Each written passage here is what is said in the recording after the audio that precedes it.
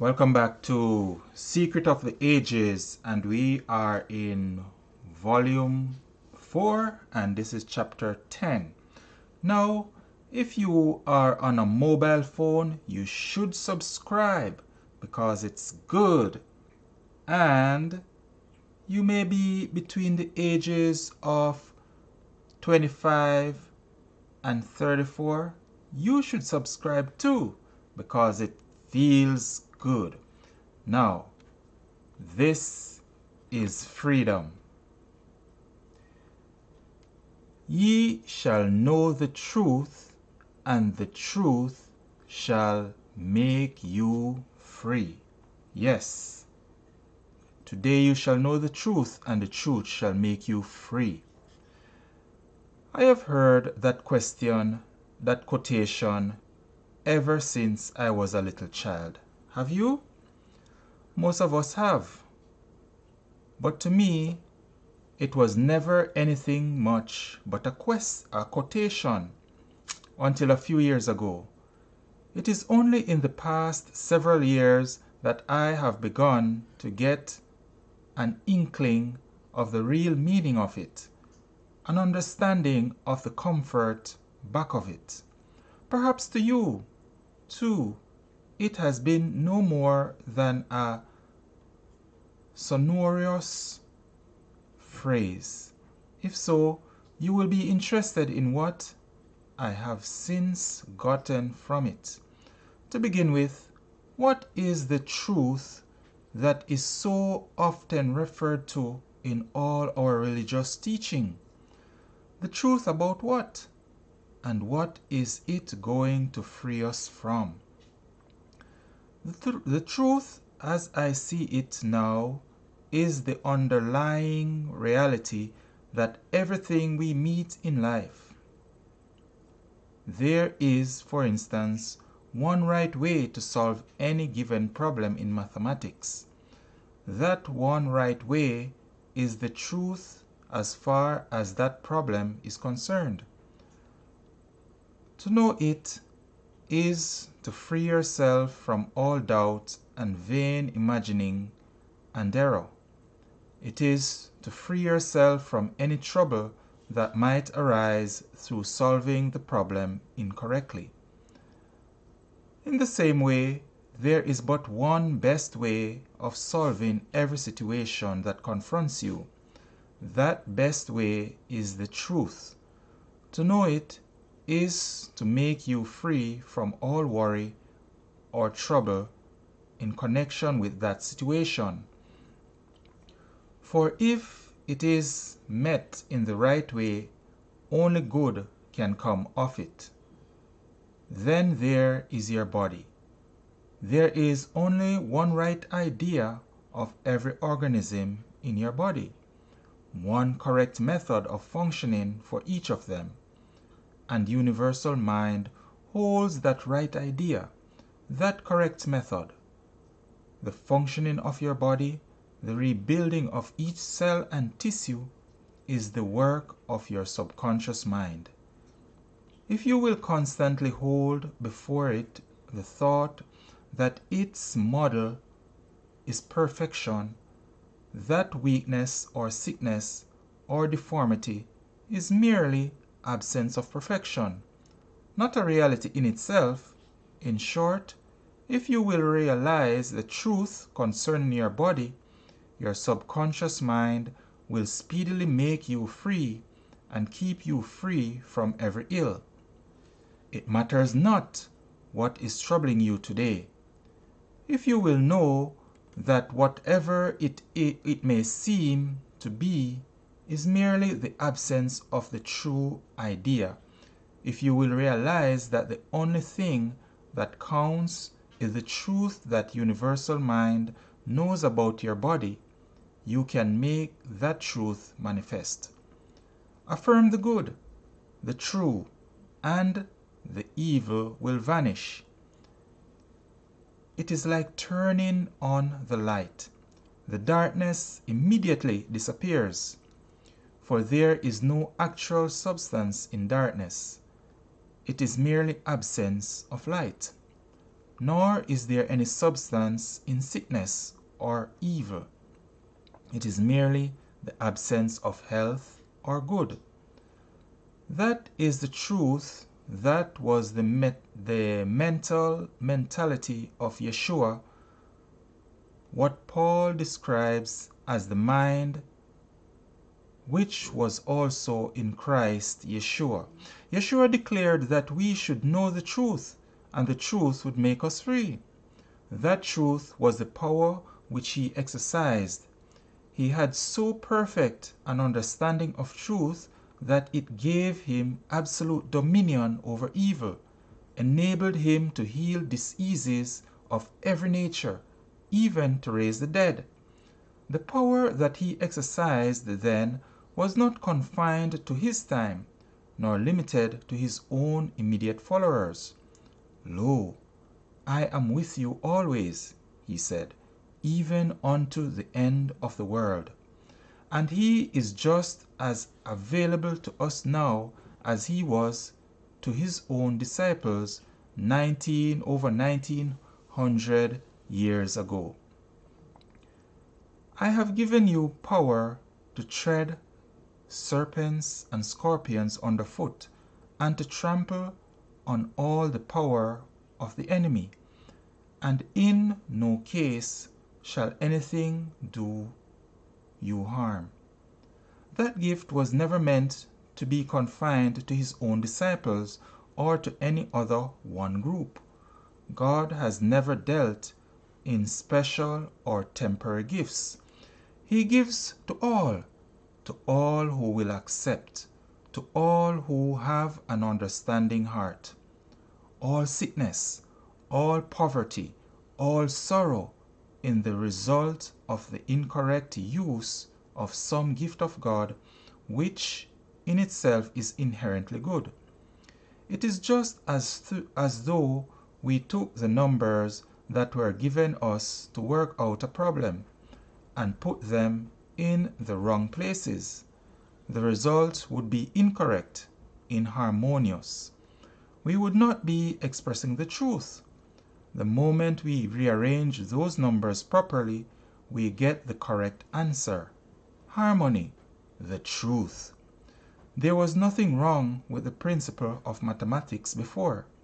The fault was all with us, with our incorrect arrangement of the figures. What is true of the principle of mathematics is true of every principle.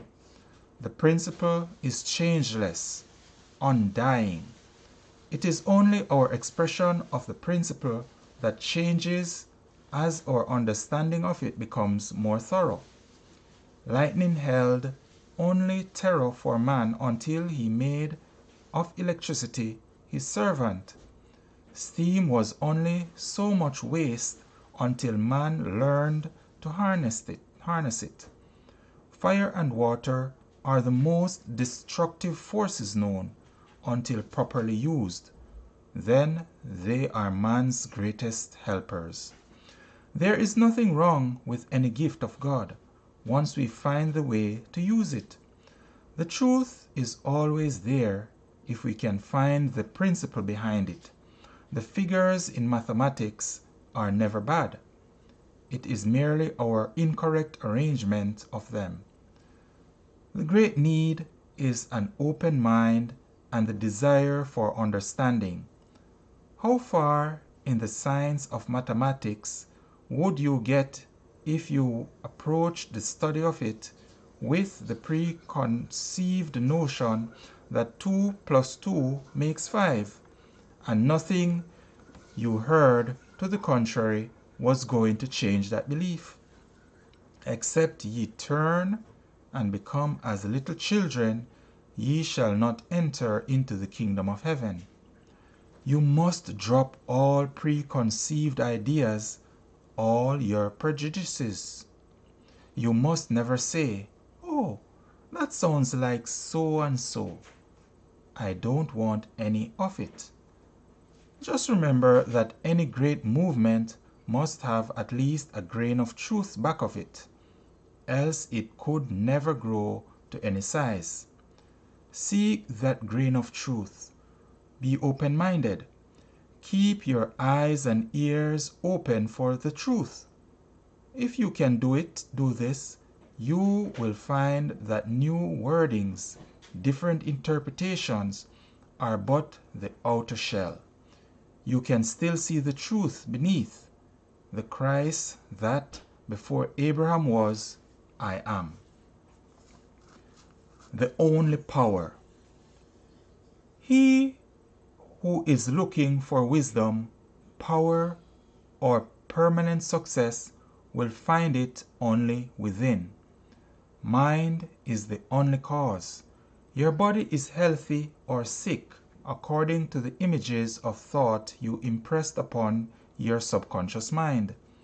If you will hold thoughts of health instead of sickness, if you will banish all thoughts of disease and decay, you can build up a perfect body. Dr. William S. Patton of New York says, to know and to understand the organization of mind and to recognize the action of mind is the first and the only requisite of a sound body. For all disease starts in mind. It may be in your own conscious mind from reading of an epidemic or from meeting with the circumstances which education has taught you will bring about disease. It may be suggested to your subconscious mind, as so frequently happens with young children, by the fears and worries and thoughts of contagion of those around you. But whichever it is fear that starts it. You realize or you visualize consciously or unconsciously the disease that you fear. And because that is the image held before your thought, your body proceeds to build in accordance with that model. You believe that disease is necessary, that you have got to expect a certain amount of it. You hear of it every day, and subconsciously, at least, you are constantly in fear of it. And through that very fear, you create it. When if you would spend that same amount of time thinking and believing in the necessity of health, you would never need to know disease. Disease is not sent by God.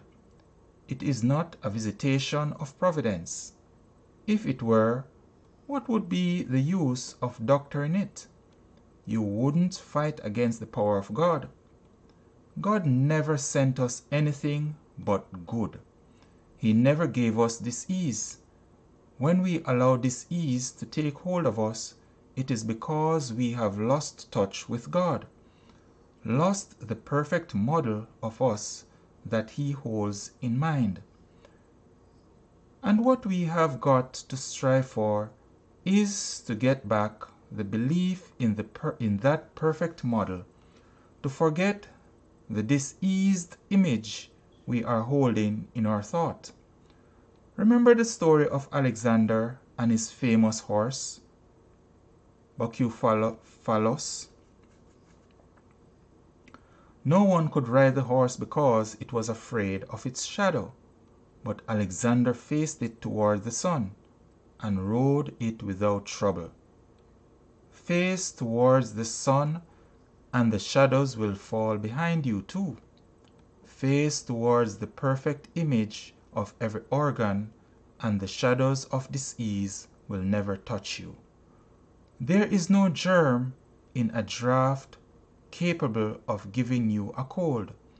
There is no bacteria in exposure to the weather that can give you a fever or pneumonia.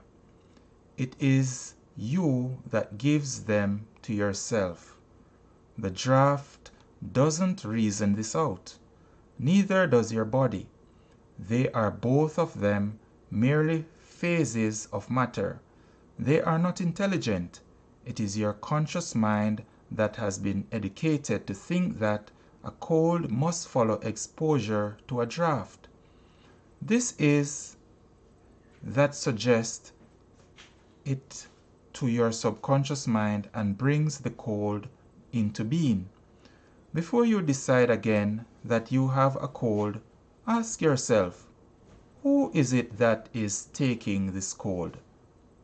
It cannot be my nose, for it has no intelligence. It does only what my subconscious mind directs. And anyway, how could my nose know that a draft of air has been playing on the back of my neck? If it wasn't my nose that decided it, what was it? The only thing it can have been is my mind. Well, if mind can tell me to have a cold, surely it can stop that cold too. So let's reverse the process. And instead of holding before the subconscious mind images of colds and fevers, think only of health and life and strength. Instead of trying to think back to discover how we caught cold and thus strengthening the conviction that we have one, let us deny its existence and so knock the props out from under the creative faculties that are originating the cold. Let us hold before our subconscious mind only the perfect idea of nose and head and throat that is in universal mind. Let us make it use the truth for its pattern instead of the illusory ideas of conscious mind. Every form of disease or sickness is solely the result of wrong thinking. The primary law of being is the law of health and life. When you recognize this, when you hold before your mind's eye only a perfect body, perfect organisms functioning perfectly, you will realize the truth that makes you free. Farnsworth, in his Practical Psychology, tells of a physician who has lived on a very restricted diet for years while at home. But about once a year, he comes to New York for a week. While here, he eats anything and everything that his fancy dictates, and never suffer the least inconvenience. As soon as he gets home, he has to return to his diet. Unless he sticks to his diet, he expects to be ill, and he is ill. As a man thinketh, so is he. What one expects to get, he is apt to get, especially where health is concerned. For matter has no sensation of its own. The conscious mind is what produces pain, is what feels, acts, or impedes action. Functional disorders are caused by certain suggestions getting into the subconsciousness and remaining there. They are not due to physical, but to mental causes, due to wrong thinking. The basis of all functional disorders is in the mind, though the manifestation be dyspepsia, melancholia, palpitation of the heart, or any one of the 100 others. There is nothing organically wrong with the body. It is your mental image that is out of adjustment. Change the one and you cure the other.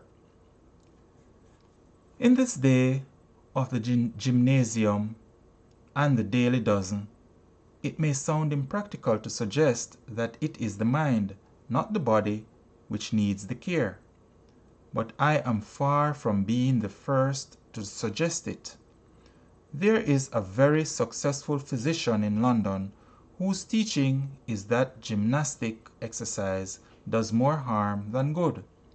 He contends that the only exercise necessary for the perfect development of the body is yawning, and stretching. I would go further than that. I would say that no physical exercise is essential to the perfect development of the body. That since the only cause is mind, the principal good of exercise is that when we go through the motions, we are impressing upon our subconscious mind the picture of the perfect figure that we would have. And that mental visualization is what brings the results. You can get the same results without the physical exercise by visualizing in your mind's eye the figure of the man you want to be, by intensely desiring it, by believing that you have it. You can win to perfect health by knowing that there is but one right idea in universal mind for every organism in your body, that this right idea is perfect and undying, that you have only to hold it before your subconscious mind to see it realized in your body. This is the truth that makes you free. So, this is the truth that makes you free, and I want to just thank you for watching this video, and do come again for our next video where we'll talk about the law of attraction. And before the law of attraction, there's a law of vibration. So we'll get into it, chapter 11, on our next video. Remember to like and subscribe to this video and share it with others so they too can be free from what is holding them back.